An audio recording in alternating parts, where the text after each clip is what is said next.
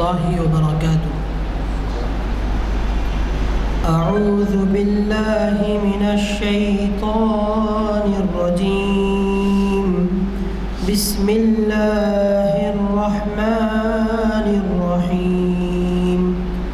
أفحسبتم أنما خلقناكم عبثا وأنكم إلينا لا ترجعون. فتعالى الله الملك الحق لا إله إلا هو رب العرش الكريم. صدق الله العظيم. ورحمۃ اللہ وبرکاتہ. آج 11 نومبر 2024 عیسوی مطابق 8 جمادی الاول بروز پیر بعد نماز اثر جامع مسجد عالیہ کے کانفرنس ہال میں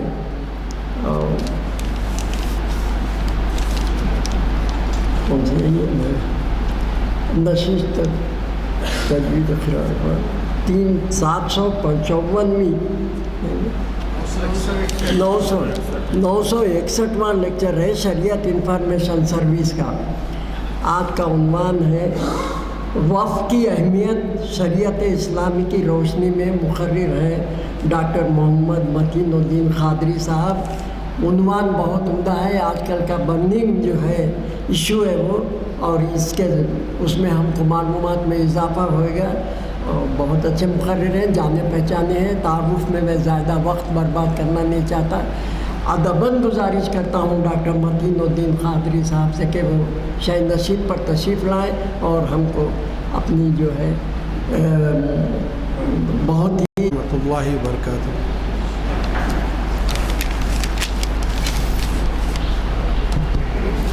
اعوذ باللہ من الشیطان الرجیم. بسم اللہ الرحمن الرحیم. الحمد للہ رب العالمین. الصلاۃ والسلام علی رسولہ النبی الکریم وعلی آلہ وأصحابہ اجمعین.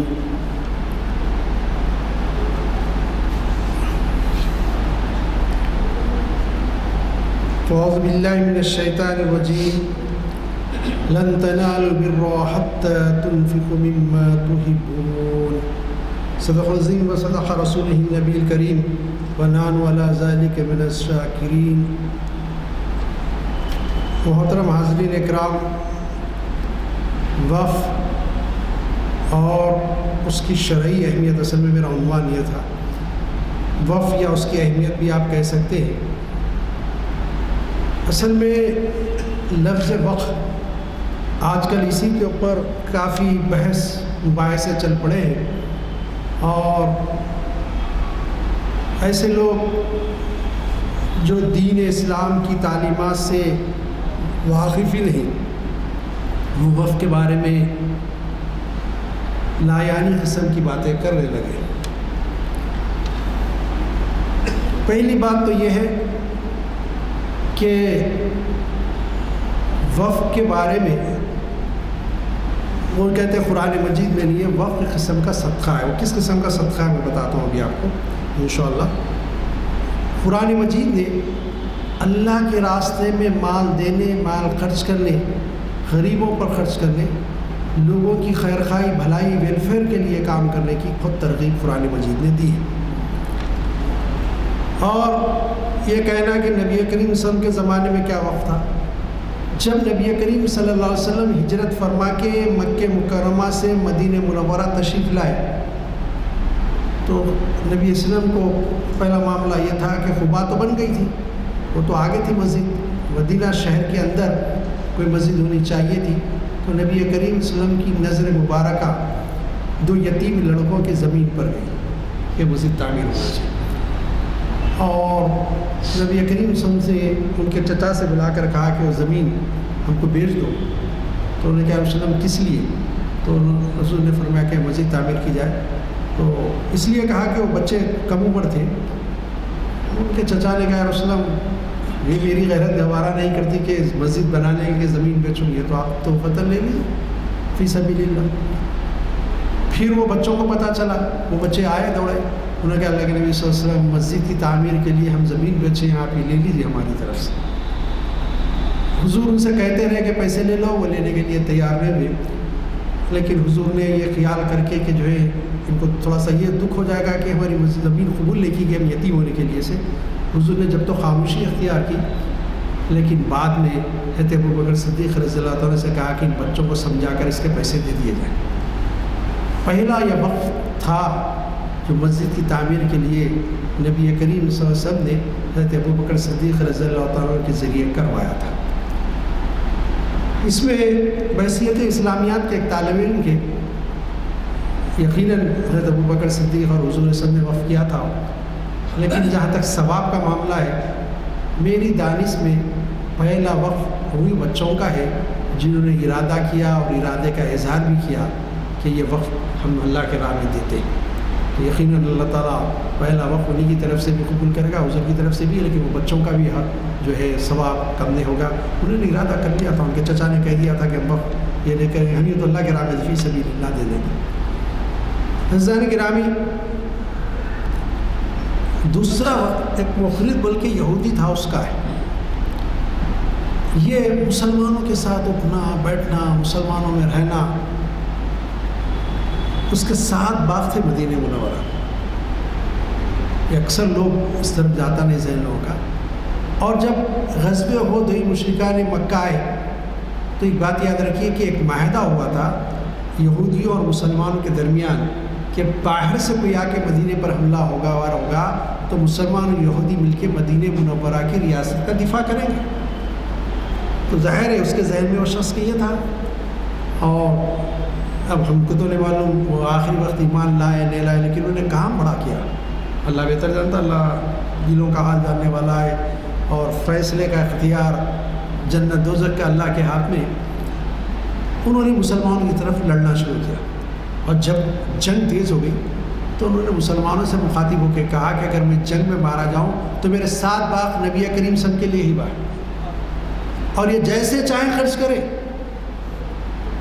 اب وہ اتفاق سے وہ مارے گئے جنگ میں، نبی صلی اللہ علیہ وسلم نے 7 باغوں کو اپنے ہاتھ قبضے میں لیا اور لے کے اللہ کے راستے میں وقف کر دیا۔ تیسرا وقف ہے کہ جب مکے سے مسلمان مدینہ منورہ آئے تو ایک کنواں تھا یہودی کا، بیر روما اس کو کہا جاتا ہے، اس کا پانی بڑا لذیذ اور میٹھا تھا، اور وہ بیچتا تھا، فری رہتا تھا۔ پہلے تو اس نے دیتا تھا اسی کم دام میں، بعد میں زیادہ دام لے گا۔ جب اس کو پتہ چلا کہ نبی کریم صلی اللہ علیہ وسلم کو پسند ہے وہ پانی، تو اس نے اور دام بڑھا دیا۔ حضرت عثمان غنی رضی اللہ عنہ نے دیکھا کہ مسلمانوں کو مشکل ہو رہی ہے، ابھی مکے سے آئے ہیں، اتنا پیسہ ہے نہیں، مال و دولت، یہ بیچ رہا ہے پانی، اور وہ پانی نبی صلی اللہ علیہ وسلم کو پسند ہے۔ تو آپ نے جا کر اس یہودی سے کہا کہ یہ کنواں تم بیچ دو۔ تو معلوم تھا حضرت عثمان غنی رضی اللہ عنہ تاجر ہے، بزنس مین ہے، تو اس نے سمجھ گیا شاید یہ کنواں لے کے بیچنا چاہتے پانی۔ تو اس نے کہا کہ نہیں، پورا کنواں نہیں بیچوں گا، آدھا کنواں بیچوں گا۔ تو عثمان غنی رضی اللہ عنہ نے فرمایا کہ تم کیا کنویں میں دیوار اٹھاؤ گے بیچ میں سے؟ تو اس نے کہا نہیں ویسا نہیں، ایک دن آپ پانی لیں، ایک دن میں لیتا ہوں۔ تو عثمان غنی رضی اللہ عنہ اس کو راضی ہو گئے، اس نے بڑی رقم دی، حضرت عثمان غنی رضی اللہ عنہ نے اس کو کچھ چکایا نہیں، اس پیسے دے دیے، بڑا تعجب ہوا اس کو۔ اور اب طے ہوا کہ ایک دن حضرت عثمان غنی رضی اللہ عنہ، ایک دن یہودی، وہ یہودی کے دن اس نے جو ہے بیچا پانی۔ تو عثمان غنی رضی اللہ عنہ کا دن آیا تو آپ نے اعلان کر دیا، نبی صلی اللہ علیہ وسلم کے پاس آ گیا، وسلم میں بھی پانی لوں گا، میں لینے کے بعد مدینے کے سارے لوگوں کے لیے مفت میں پانی دیا جائے گا، یہودی بھی ہیں مسلمان بھی ہیں اس میں۔ اب اس کے جو رشتہ دار تھے، جو پانی تھے، یہودی تھے، وہ پورے آ کے لے لیے اس دن مسلمان لینے کے بعد۔ اب دوسرے دن اس کا نمبر آیا، اس کی باری آئی تو کوئی خریدنے ہی نہیں آیا، تو اس نے سوچا یہ تو گھاٹے کا معاملہ ہے، کیوں نہ ان سے پورے کے پیسے لے لیے جاتے، آدھے کنویں کے لیے ہمیں آدھے کے بھی لے لیے جاتے۔ پھر آیا آ کے بولا کہ عثمان ایک کام کرو، اب یہ وہ تو اصل میں اس لیے رکھا تھا کہ اس یہودی بڑے تاجر ہوتے ہیں، آپ کو معلوم ہے پورے بینکنگ نظام دنیا کا ان کے ہاتھ میں، بزنس مین، اس نے یہ ارادے سے رکھا تھا کہ یہ اگر بیچیں گے پانی تو تو دوسرے دن پانی کی ضرورت ہوگی تو میں اور زیادہ دام سے بیچ دوں گا. اس کے ذہن میں یہ تھا، لیکن ایسا ہوا نہیں. حضرت عثمان غنی نے تو پورا وہ کر دیا، بولے وقف فی سبیل اللہ، اللہ کے راستے میں وقف. اب وہ آیا، آ کے اس نے کہا کہ وہ آدھا بھی خرید لو. تو آپ نے کہا کہ دے دے، وہ آدھا بھی خرید دیا. حضرت عثمان غنی بڑے سخی تھے رضی اللہ تعالیٰ، آدھا بھی خرید دیا، پورا کنواں ہو گیا. اس کنویں کے ساتھ، اس کنویں کے پانی سے سیراب ہونے والا ایک باغ تھا اس کے پیچھے، جس کے اندر 700 درخت تھے کھجور کے، اور آج بھی ہے وہ، آج بھی ہے وہ باغ، اور وہ درخت بھی ہے، وہ کنواں بھی ہے.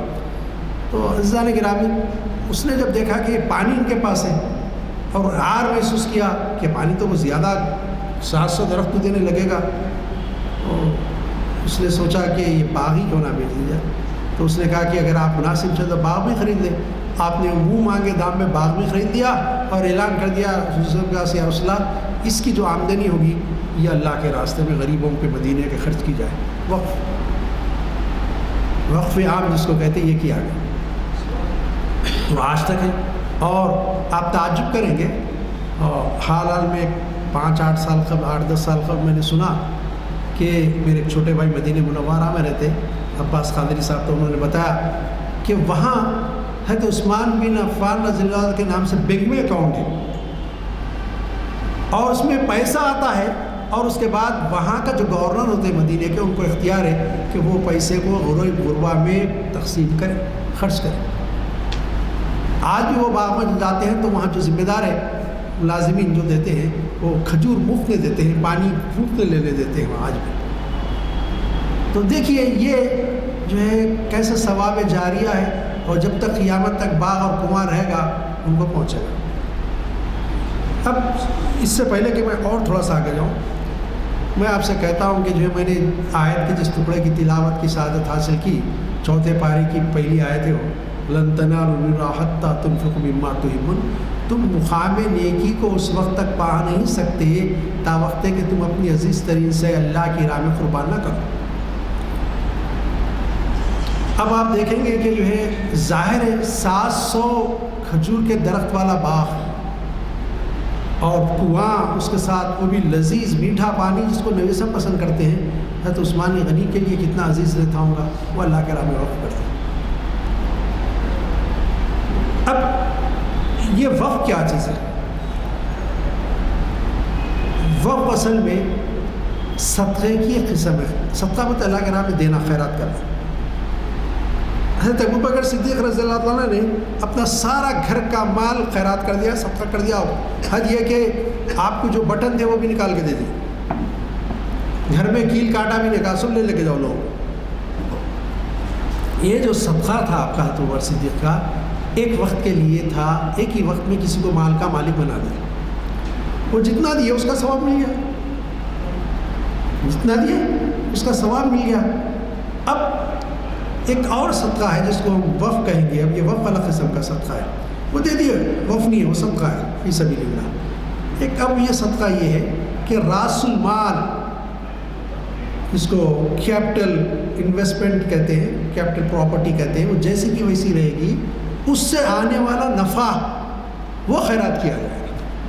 اور یہ سب سے پہلے ایک تو حضور علیہ وسلم نے کیا تھا اس یہودی کے وہاں باغوں کو، دوسرے صحابہ نے سب سے پہلے حضرت عثمان بن عفان رضی اللہ تعالیٰ نے کیا.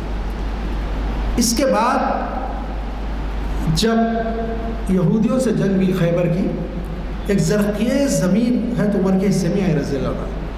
حضرت عمر رضی اللہ تعالیٰ نے ارادہ کیا کہ اس کو دے دیا جائے اللہ کے راستے میں.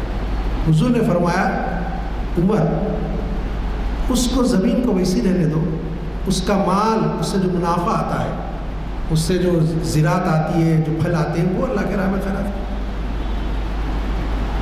اب حضرت عمر رضی اللہ تعالیٰ نے اس کو 3 الفاظ کہے، لا بیع، یہ بیچا نہیں جائے گا.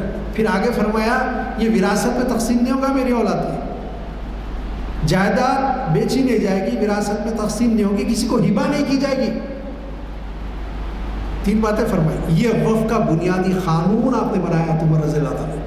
وقف جو کی جاتی ہے وہ اللہ کی امانت ہے، شخص کی نہیں ہوتی. نہ اس کو بیچا جا سکتا ہے، نہ اس کو ہبہ کیا جا سکتا ہے کسی کو ڈونیٹ. تیسرے یہ کہ اس کے جو وارث ہیں اس میں تقسیم نہیں ہو سکتی. پھر اس کے بعد حضرت عمر رضی اللہ تعالیٰ نے ایک اور جملہ فرمایا کہ اس زمین کا جو نگران ہوگا وہ اس کی محنت کے مطابق اس کی آمدنی میں سے محنتارہ نکال سکتا ہے۔ ایک اور چیز بتا دیا، یہ 4 چیزیں بتا دی گئی وقف کے لیے، تو وہ وقف ویسی رہا۔ اس کے بعد حضرت علی رضی اللہ تعالیٰ عنہ کا ایک زرخیز علاقہ آپ کے پاس تھا، بڑا زرخیز تھا وہ علاقہ اور کافی اچھا بڑا علاقہ تھا۔ حضرت علی رضی اللہ تعالیٰ عنہ نے اس کو وقف کیا۔ آپ نے وقف کرنے کے بعد اس کا متولی امام حسین رضی اللہ تعالیٰ عنہ کو بنائے کہ یہ وقف تو کر رہا ہوں میں، اب یہ ضرورت مندوں پہ تم خرچہ کرو اس کی آمدنی سے اس علاقے کا۔ اس کے بارے میں آتا ہے کہ حضرت امیر معاویہ رضی اللہ تعالیٰ جب خلیفہ بنائے گئے، خلیفہ بنے، تو اس وقت ان کی نظر اس زمین پہ گئی، تو انہوں نے دیکھا کہ بڑا زرخیز علاقہ ہے، تو آپ نے امام حسین کے پاس اس زمین کے 40,000 دینار بھیجے اس زمانے کے۔ اتنے 40,000 دینار اس زمانے کے آپ نے بھیجے۔ وہ جو ہے امام حسین نے اس وقت فرمایا یہ بیچا نہیں جائے گا، تصدق بہ ابی، آپ نے فرمایا یہ میرے باپ نے صدقہ کیا ہے، یہ بیچے جانے والا مال ہے، ویسی باقی رہا۔ اب یہ میرے بحیثیت ایک اسلامیات کے طالب علم کی حدیث میں تو 3 چیزیں ہیں صدقہ جاریہ کے لیے: کنواں کھدا دینا، مسجد کا تعمیر کر دینا، اولاد کی تربیت کر دینا۔ تو یہ سارے چیزوں میں یہ کہ جو میں سمجھتا ہوں یہ بھی وقف جو چیز ہوتی ہے وہ صدقہ جاریہ کی ایک قسم ہے، کیونکہ اس سے جتنا فائدہ ہوگا جب غریب و غربا میں تقسیم کیا جائے گا تو وہ جب تک جائیداد رہے گی جب تک سلسلہ چلتا رہے گا۔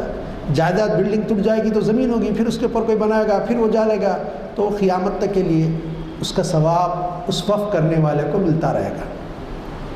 عزیزان گرامی، اور بھی واقعات ہیں بڑے وقف کے، میں یہ اس کو بولتے ہیں وقف عام، 2 اصطلاح ہو گئی۔ ایک اور وقف ہے وقف خاص۔ یہ کس نے کیا؟ سب سے پہلے بولتے بھائی یہ وقف علی الاولاد جس کو کہا جاتا ہے، آج کل کیونکہ ایک فیصلہ بھی آیا تھا، میں ابھی آپ کو پڑھ کے سناؤں گا، کورٹ نے فیصلہ کیا تھا انگریزوں کے زمانے میں کہ وقف علی الاولاد کوئی چیز نہیں ہے، بلکہ خیر اس کو پھر بعد میں ریویو کیا گیا، اس کو بدلا گیا، لیکن یہ کہ جو ہے اس فیصلے کو تبدیل کیا گیا، لیکن یہ ہے کہ جو ہے سب سے پہلے حضرت ابوبکر صدیق رضی اللہ عنہ نے وقف علی الاولاد کیا تھا۔ آپ کی ایک جائیداد مکہ مکرمہ میں ایک مکان تھا، مکے میں آپ رہتے تھے، مدینے میں، تو آپ نے اس جائیداد کو وقف علی الاولاد کیا کہ اس جائیداد کے سے جو نفع آئے گا وہ میری اولاد بھی اس کا نفع سے فائدہ اٹھائے گی۔ اب آپ کی اولاد میں جو بھی آئے گا وہ فائدہ اٹھائے گا اس نفع سے۔ اس کی کیا حکمت رہی ہوگی اور یہ آئندہ کتنا فائدہ مند رہا ہوگا، اور جب وہ وقف علی الاولاد آئے گا تو اس میں بتاؤں گا۔ پھر ایک اور مکان تھا حضرت ارقم رضی اللہ تعالیٰ کو، جس کو کہتے دار ارقم۔ یہ اصل میں مرکز تھا اسلامی تعلیمات کا، اسلام کو عام کرنے کا، دعوت اسلامی کا، اسلام کی دعوت دینے کا، اشاعت اسلام کا مرکز تھا۔ اور حضرت عمر بن خطاب رضی اللہ تعالیٰ کہاں آ کے ایمان لائے تھے؟ دار ارقم پہ تلوار لے کے آئے اور تلوار سر لینے آئے، سر دے دیے، یہ دار ارقم تھا۔ حضرت ارقم رضی اللہ تعالیٰ نے جب مدینہ ہجرت کرے تو اس کو بھی وقف کر دیا، اور آپ نے بھی وقف علی الاولاد کیا کہ اس کی میری اولاد اس سے فائدہ اٹھاتے رہے گی۔ تو وقف کی 2 قسمیں ہو گئی، اور ایک ہے وقف عام سب فائدہ اٹھائیں، ایک ہے وقف خاص جو اولاد کے لیے مختص کیا جائے، اس سے اولاد فائدہ اٹھائے گی۔ حضرت گرامی، اور بھی بہت سارے وقت یہ میں تھوڑا تاخیر سے بھی ہوا آنا۔ اب میں ایک اور وقف کے بارے میں بولوں گا۔ اس اوقاف میں خواتین نے بھی بہت کچھ کیا ہے، میں بہت تفصیل میں تو نہیں جاؤں گا۔ اگر میں خالی بھوپال کی جو خواتین تھی جو عمرہ میں رہی ہیں، وہاں کی جو ہے رانیاں بنی مسلمان، انہی کا تذکرہ کروں تو میں سمجھتا ہوں گھنٹہ بھر بھی بس نہیں ہوتا، 1 گھنٹہ بھی چاہیے، خالی بھوپال شہر کی حد تک بتا رہا ہوں ہندوستان میں۔ لیکن میں ایک ایسے وقف کے بارے میں بولوں گا جس کو تاریخ سنہری الفاظ میں یاد کرتی ہے، وہ ہے نہر زبیدہ۔ یہ بی بی زبیدہ کون تھی آپ جانتے ہیں؟ کہ جو ہے ہارون رشید کی بیوی تھی اور ان کی چچا زاد بہن تھی. اب وہ تفصیل ہو جائے گی. خواب دیکھا انہوں نے، بہرحال وہ ابن سیرین رحمۃ اللہ نے اس کی تعبیر دی. وہ گھبرائے گی خواب دیکھ کے، میں اس کو چھوڑتا ہوں اس وقت. بہرحال یہ کہ انہوں نے ارادہ کیا کہ جو ہے مکے تک ریگستان، صحرا، پانی نہیں، تو دریائے دجلہ سے، تیکریت ریور سے، عراق سے نہر نکالی جائے اور مکے تک لائی جائے، ہزاروں کلومیٹر کا فاصلہ. اور انہوں نے کہا کہ کتنے پیسے ہوتے ہوں لگایا جائے. انہوں نے بنائی. آج بھی بعض لوگ بتاتے ہیں جو جاتے ہیں اس کے آثار کئی نظر آتے ہیں اس دریا کے، اور کئی سالوں تک وہ نہر کا پانی مکے تک آتا رہا، قریب تک، اور اس سے لوگوں نے فائدہ اٹھایا. حاجیوں نے فائدہ اٹھایا، عربوں نے فائدہ اٹھایا. اتنی بڑی نہر اتنے کلومیٹر کی بنانا، ہزاروں کلومیٹر کی کوئی بڑی بات نہیں تھی. عزیزان گرامی، کیونکہ آج کل مسئلہ ہمارے اوقاف کا، ہندوستان کا چرا، میں پوری دنیا کے اوقاف کے بارے میں بولنے کے بجائے تھوڑا ہندوستان کے وقف کے بارے میں کچھ آپ سے باتیں عرض کروں گا. تو میں نے تو بتا دیا شریعت میں وقف کی کتنی اہمیت ہے. یہ صدقہ جاریہ ہے اور اس کی بڑی فضیلت ہے، بڑی تعریفیں کی گئی ہیں. اور البتہ ایک اور وقف یاد آ رہا مجھے کہ حضرت درداء رضی اللہ عنہ کے 2 باغ تھے. قرآن کی وہ آیتیں ہیں کہ اللہ تعالیٰ تم سے مال مانگتا ہے جنت کے عوض. تو آگے علیہ وسلم اللہ تعالیٰ مال مانگتا ہے؟ بولے ہاں، اللہ کے راستے میں دے دو. تو علیہ وسلم 2 باغ ہیں مدینے میں، 2 کے 2 اللہ کے راستے میں. حضور نے فرمایا ایسا مت کرو، ایک باغ اپنے لیے رکھ لو، ایک باغ اللہ کے راہ میں. اور وہ لوگ کتنے اچھے دل کے لوگ تھے، کتنا اللہ کی راہ میں دینا. بڑا انہوں نے کہا وسلم جو بڑا باغ ہے وہ اللہ کے راہ میں دیتا ہوں، وقف کرتا ہوں. چھوٹا باغ اپنی اولاد کے لیے رکھ لیتا ہوں. اور گئے، بڑے باغ میں رہتے تھے بیوی بچے، اندر بھی نہیں گئے. باہر سے بیوی کو کہا کہ باہر آ جاؤ سامان کے ساتھ. تو انہوں نے پوچھا عبداللہ کیا کیا تم نے؟ تو انہوں نے کہا کہ میں نے یہ باغ اللہ کے راہ میں دے دیا. کیا خاتون تھی صدقے جائیے ان کے ایمان کے. انہوں نے کہا درداء تم نے بہت اچھا سودا کیا. آج کل کے خواتین تو دماغ خراب ہو گیا، چھوٹا دینا تھا بڑا کہیں دیے بولتے تھے. کیا نیک خواتین تھے، کیا جذبہ تھا ان کے اللہ کے راہ میں دینے کا. اب آئیے، یوں تو ہندوستان میں مسلمانوں نے اپنی آمد کے ساتھ ہی جائیدادیں خرید کر رفاع عام کے لیے وقف کیا. سب کے لیے، ہندو مسلمان جو چاہے اس سے فائدہ اٹھائے. مسلمان جب آئے تو یہ کام. تاہم تاریخ کے مطالعے سے یہ بات سامنے آتی ہے کہ سب سے پہلے فیروز شاہ تغلق کے دور حکومت میں، جو 1351 عیسوی سے لے کر 1388 عیسوی کے دوران ہے، نظام وقف کو منظم کرنے کی کوششوں کا آغاز ہوا. کس کے دور میں؟ فیروز شاہ تغلق. فیروز شاہ تغلق نے اپنے دور حکومت میں رعایا کے لیے ایک ہاسپٹل قائم کیا اور معالجین اور ڈاکٹروں کا تقرر کیا. مفت میں ادویات فراہم کی، دوائیں لا کے رکھا، مفت دو.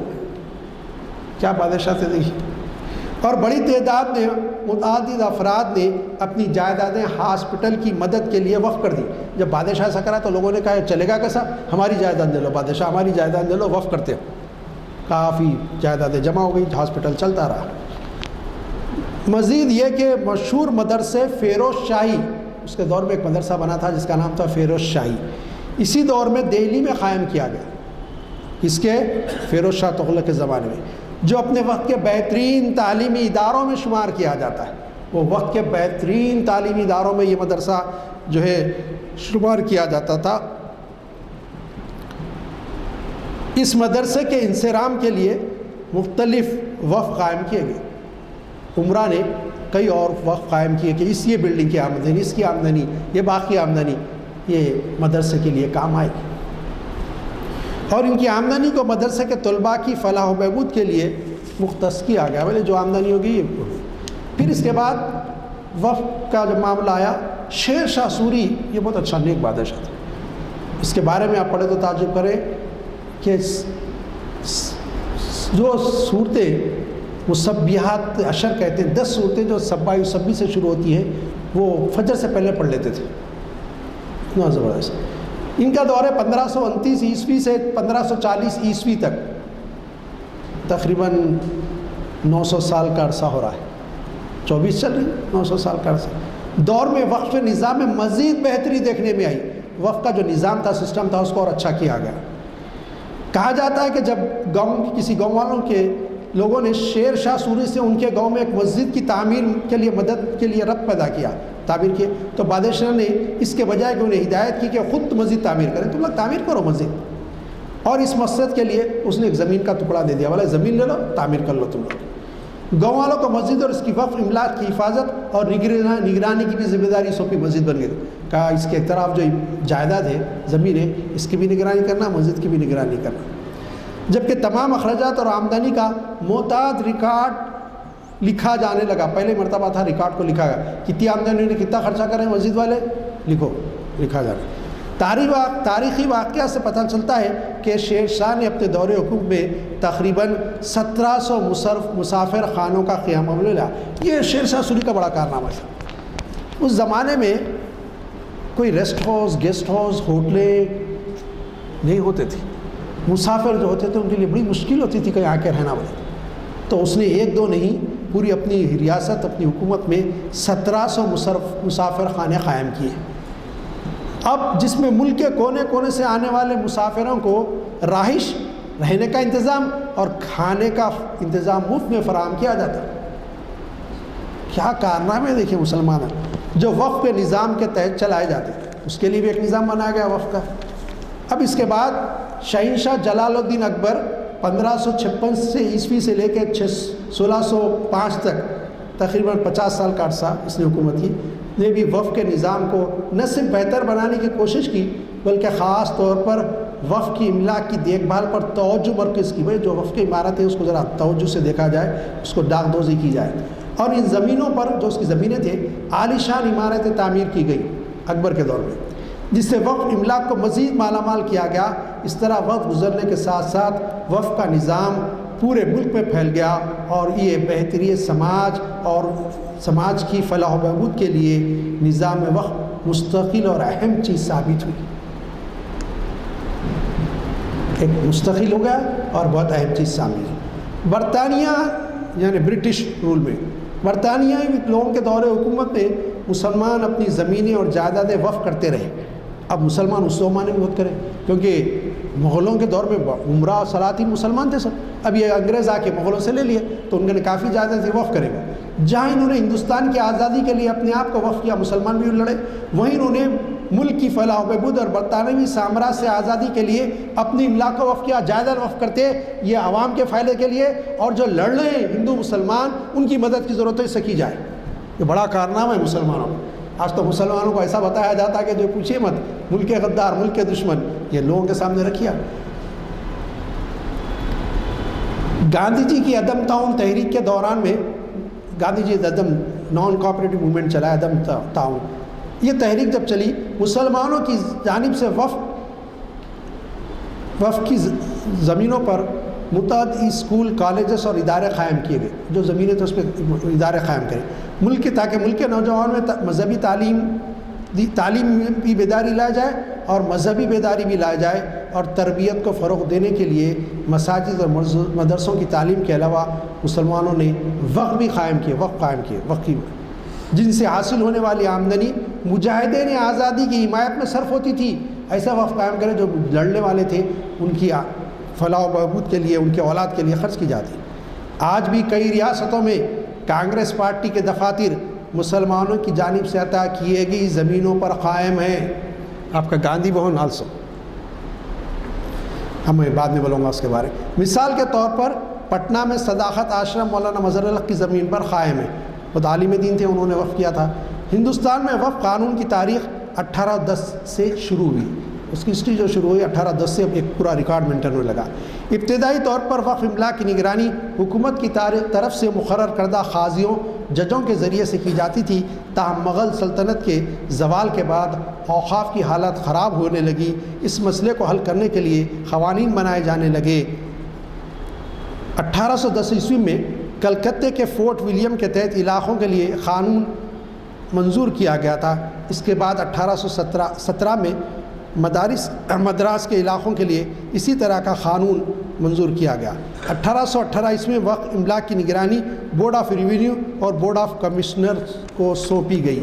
اس کے بعد 1863 عیسوی میں تمام سابقہ قوانین کو انگریز دور نے حکومت نے منسوخ کر دیا اور مذہبی اوقاف کو متولیوں کے حوالے کر دیا، اور جب حکومت نے بقایا وقف املاک کا نظام برقرار رکھا، جو مذہبی ادارے تھے، مساجد، درگاہیں، قبرستان و مسلمانوں کو متولیوں کو دیے، باقی اپنے قبضے۔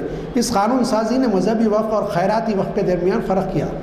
ایک ہوتا مذہبی وقف، ایک خیراتی وقف، یہ دو اور قسم اور آگے۔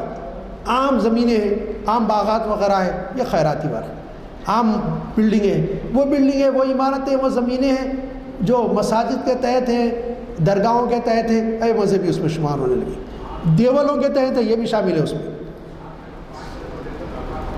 مزید برآں 1890 عیسوی کے چیریٹیبل انڈومنٹ ایکٹ نے خیراتی وقف جائیدادوں کو ٹرسٹ کے طور پر سمجھا اور ان کے مستقبل دیکھ بھال کے تصور کو ختم کر دیا گیا۔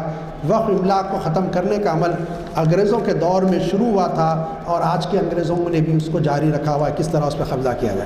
نہ صرف وقف املاک کی ذاتی اثاثوں کے طور پر فرق اور منتقل کیا گیا اس زمانے میں، بلکہ انگریزوں نے ایسی پالیسیاں بھی نافذ کی جن کی وجہ سے ان پر قبضہ ہوا اور تباہی پھیلی، اور جو قابض تھے وہ مالک بن گئے۔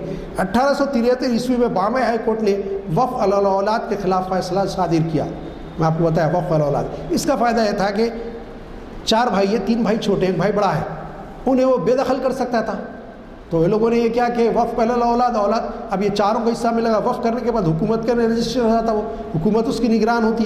تو اب یہ یا وقف بورڈ ہے تو وقف بورڈ نگران ہوگا، تو جو یہ بڑا بھائی اس کو بیچ نہیں سکتا، وہ اولاد اس سے فائدہ اٹھائے۔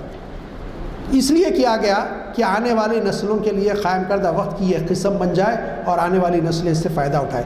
اس فیصلے کے بعد میں 1894 میں پریوی کونسل نے برقرار رکھا۔ تاہم جب اسی طرح کا معاملہ کلکتہ ہائی کورٹ میں جسٹس عامر علی نے کے پاس آیا تو انہیں وقف بل کے حق میں فیصلہ سنایا۔ تاہم برطانوی ساتھیوں نے جو ججز تھے اس فیصلے کی مخالفت کی۔ خیال کیا جاتا ہے کہ برطانوی ججوں کی اس مخالفت کی وجہ سے ملک میں وقف بل کے خلاف احتجاج کو جنم دیا، جس سے مسلمانوں میں سوزش میں اضافہ ہوا۔ الہ آباد یونیورسٹی میں تاریخ کے پروفیسر ڈاکٹر شفاعت احمد خان کی اردو کتاب مملکت ہند میں مسلم اوقاف کا انتظام اس دور پر روشنی ڈالتی ہے، وہ تفصیل سے پڑھ سکتے ہیں آپ۔ اس سے پتہ چلتا ہے کہ ہندوستان میں بہتر وقف قوانین کا مطالبہ برطانوی حکمرانوں کے دور میں 1875 کے اوائل میں ابھرا تھا، جب قانون سازی کے ذریعے وقف املاک کو ختم کرنے کی کوشش کی گئی تھی۔ سر سید احمد خان نے 1875 عیسوی میں وقف کے سلسلے میں آل انڈیا ایجوکیشنل کانفرنس قائم کی۔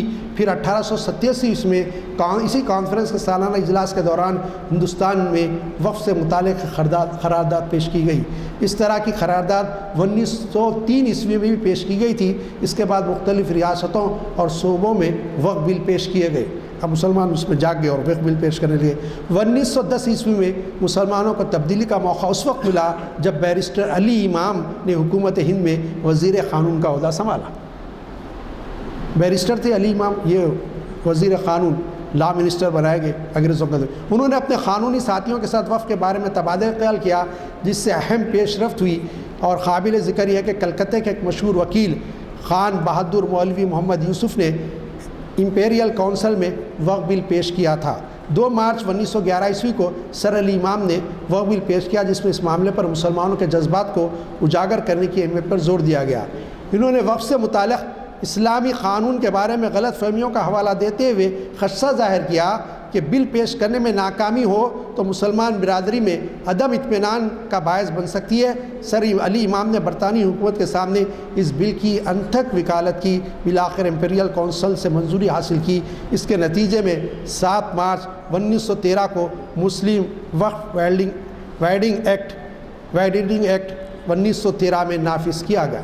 اس کے بعد وقف ایکٹ میں لگاتار ترمیم کی جاتی رہی، جس میں سب سے پہلے 2013 میں ہوئی تھی۔ فی الحال وقف ایکٹ کا جو ہے وقف سپریم کورٹ میں چیلنج کیا گیا۔ عدالت نے البتہ اس بارے میں جو کمنٹس کیے وہ یہ تھا، وقف ایک ریگولیٹری فریم ورک کے طور پر کام کرتا ہے، اس کا مقصد وقف املاک کی حفاظت کرنا ہے۔ اس قانون کو منقوص کرنے سے صرف تجاوزات کرنے والوں کو فائدہ ہوگا، قابضین کو۔ مزید برآں عدالت نے واضح کیا وقف بورڈ ایک قانونی ادارہ ہے اور وقف املاک کا مالک نہیں ہو سکتا وقف بورڈ، بلکہ وہ کیئر ٹیکر ہے، نگران کار ہے۔ عزیزان گرامی، وقف سے غیر مسلم کو بھی بہت فائدہ ہوا۔ کئی مسلمان بادشاہوں نے، جس اورنگزیب کے بارے میں بولتے آرکیالوجیکلس میں آج بھی ریکارڈ موجود ہے، کئی منادر کے پجاری آئے، کہیں کہ ہم کو دیول مندر چلانے مشکل ہو رہی، تو کئی ایکڑ زمین اپنی دستخط صرف کر کے کاغذات حوالے کیے کہ منادر کے لیے جائے۔ اس طرح ہمارے پاس رجواڑے تھے۔ کسی علاقے میں اگر مسلمان اپنے راجا سے ہندو جا کے کہتے ہمارے لیے کچھ زمین چاہیے مسجد بنانے کے لیے، مسجد کے انصرام کے لیے، تو راجاؤں نے اپنی دستخط سے ان کو زمینات دیے تھے۔ یہ ہندوستان کا جو ہے کلچر تھا، پولرائز کے جو اس کی یہ کیفیت تھی کہ ایک دوسرے کے لیے وقف کرتے تھے۔ لیکن آج جو ہے مسئلہ یہ ہے کہ جائیدادوں پہ وقف کی نظر ہے حکومت کی، اور ایسا قانون لانے کی کوشش کی جا رہی ہے، اور بظاہر ایسا نظر آتا ہے کہ وہ زبردستی مسلمانوں کے اوپر تھوپا جائے گا۔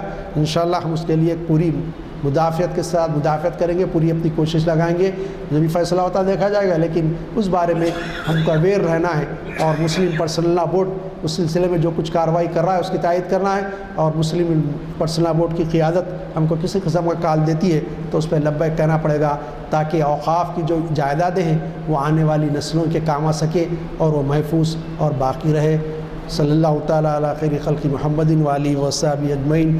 ربنا آتنا فی الدنیا حسنہ وفی الآخرۃ حسنۃ وقنا عذاب النار۔ صلی اللہ تعالیٰ علی خیر خلق محمد وعلی آلہ وصحبہ اجمعین برحمتہ یا ارحم الراحمین۔